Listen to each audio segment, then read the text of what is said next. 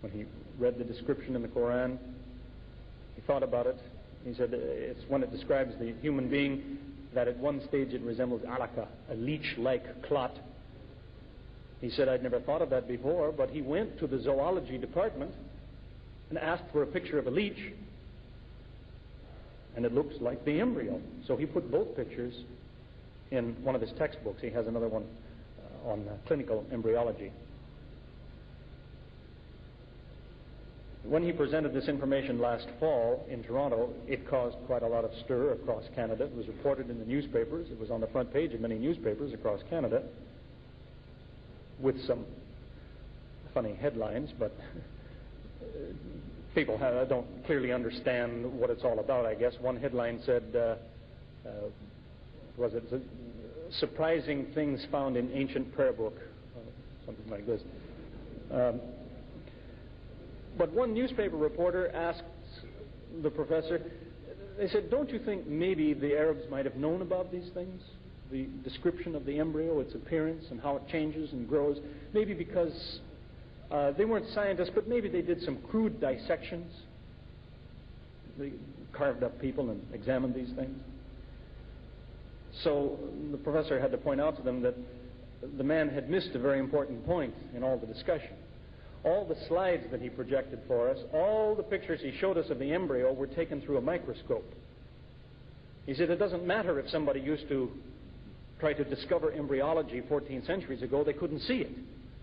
Because all of this appearance of the embryo described in the Qur'an is when the item is still too small to see with your eye.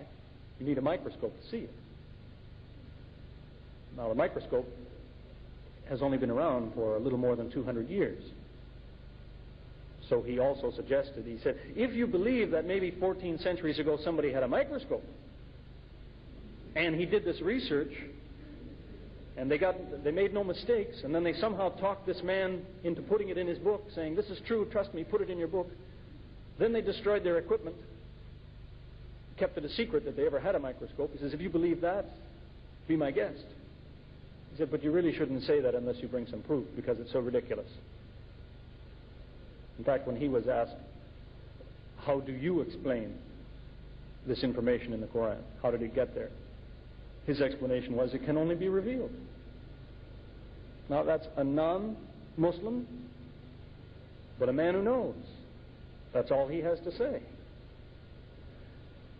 One of his colleagues, his name is Marshall Johnson at the University of Toronto, is in a related field to embryology. But he became so interested in how what the Qur'an said guided the Professor Moore to some interesting ideas that he asked the Muslims to collect for him everything they could on another subject. I want to see if it would lead them to anything. As a hobby. His hobby is geology. So would you collect everything the Qur'an says about geology, that is the structure of the earth. I wanted to see where it might take him. Because some people have been very surprised in that regard. In fact, there's a man from Yemen, Sheikh Zindani is his name, who has a very effective way of delivering Islam to people. He doesn't tell them that's what he's trying to do, but he collects things like this. He went to a British man, who was a professor of geophysics, that is the construction of the earth. The man was also an atheist, as it happens, and had written some on atheism. But he asked him, he said, if the earth opened up and swallowed me, what would I see? And this professor said, that's a good question. And he gave him quite an explanation. He said, inside the earth you would find such and such and so. And when he had finished his description, the sheikh passed to him translation of the Qur'an and said, would you read that verse? Because there's an ayah where it talks about some of those who opposed Musa. It says, if the earth was opened and swallowed them, they would see such and such and so. And here was the description the man had just given. He was so surprised that he accepted Islam on the spot. This, in fact, is on a tape recording of a talk that Sheikh Zindani made. He had the tape recorder running in the man's office to bear witness. Here's the man, here's what he said. In any case, don't be misled of what I'm getting at here. I'm not trying to prove to you that the Qur'an is a revelation by telling you these things. What I'm talking about here is an attitude that's in the Qur'an that you won't find anywhere else. Because the Qur'an does a very interesting thing. When it gives information like this, it often tells the reader, you didn't know this before.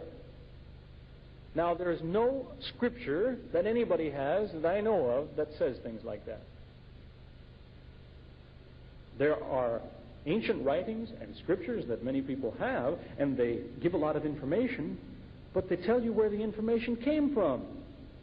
You have the ancient history of the Bible, for example. And when it tells you this king lived here and this one fought in this battle and he had so many sons, then it tells you if you want more information, read the book of so-and-so, because that's where this came from. It tells you where the information came from. But the Qur'an says, in many cases, here is information which you didn't have before, but check on it. You'll see that it's true. It's interesting that that was never challenged by the non-Muslims 14 centuries ago. The Meccans hated the Muslims. And time and again they would hear this kind of thing. They'd hear some piece of information, and then part of the revelation says, you didn't know this before now. Now the Meccans never spoke up and said, that's not true. I know where he got that. We learned it in school when we were children.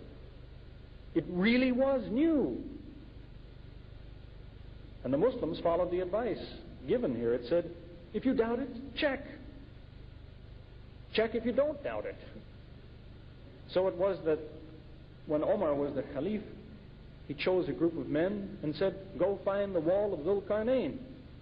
The Arabs had never heard of it before, but the Qur'an tells you what it looks like and where you find it. So Omar said, you, go find it and report back. It should be in such and such a place. When you get there, it should look like this, and so on. So they went off to find it. It's in what is now called Derbent in the Soviet Union. Now again, my point here is that the Qur'an may be accurate about a lot of things, but accuracy does not mean that a book is a revelation. What it means is you have a problem. It means you should find some explanation for where did this information come from. But an accurate book is not necessarily a divine book. The telephone book is probably accurate. It doesn't mean it's a revelation. But the point is to work the other direction. If you find a mistake, then you disqualify something. And that's what the Qur'an encourages. There was a man came to me after a lecture in South Africa last year, and he was very angry about some of the things I had to say. He said, I'm going home tonight and I'm going to find a mistake in the Qur'an. I said, congratulations, that's the most intelligent thing you've said. That's what you want to tell somebody to do, because the book offers the same challenge. It says, do you think this is not what it says it is? Then try this, try this. It's supposed to make you look. It's not a book that is delivered as though you are commanded to believe it. Now read it. It's supposed to work the other way. You read it and you come to believe it because you can't disqualify it. It earns your respect because you cannot find a disqualification. Now again, I have to stress, just because you can't explain something doesn't mean that you can take the first explanation somebody offers.